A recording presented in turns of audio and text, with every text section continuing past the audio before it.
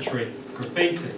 He scratched upon my mirror in bloodshot purple lipstick, scrawled that I'm a sinner and that everybody knows it.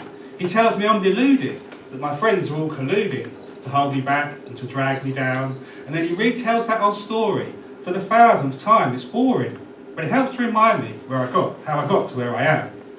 I first met him down in Soho at some sleazy, shady sex show. He was wedged between two horses and a singer. His freedom was inspiring and just a little frightening, and he beckoned me with a long and hairy finger. He bellowed, "Little human." He said he wanted me to film him. I said I thought the room looked too exposed.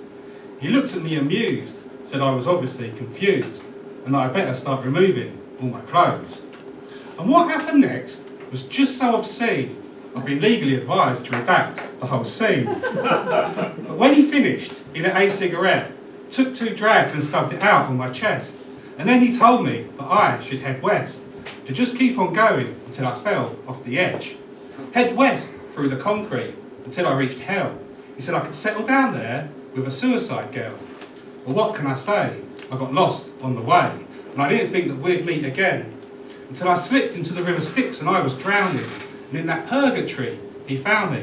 And at the very last second, he held out his hand. And we talked about my childhood and the things I'd done I shouldn't have, the bedrooms, the jewellers and the drugs.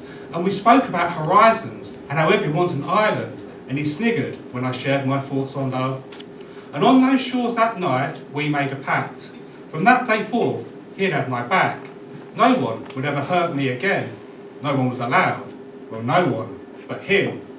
So I signed my name on the dotted line, not noticing the shifty look in his eye.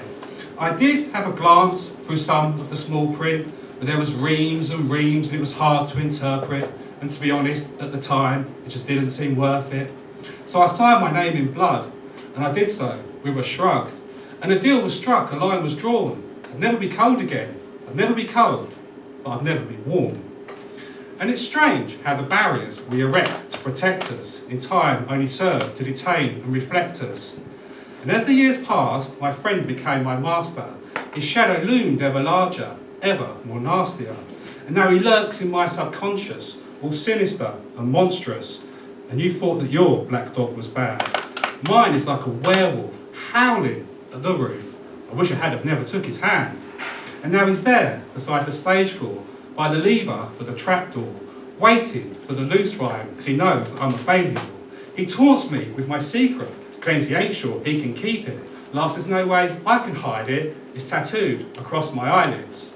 And the devil sends me postcards from our favourite graveyards. He sends me sordid pictures of him, my girlfriend, and some vicars. And the devil makes me overthink, his thick black hairs clog up my sink.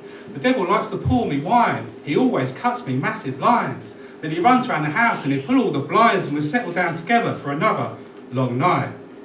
And it is so disturbing how I continue returning, retreating into that deep black hole.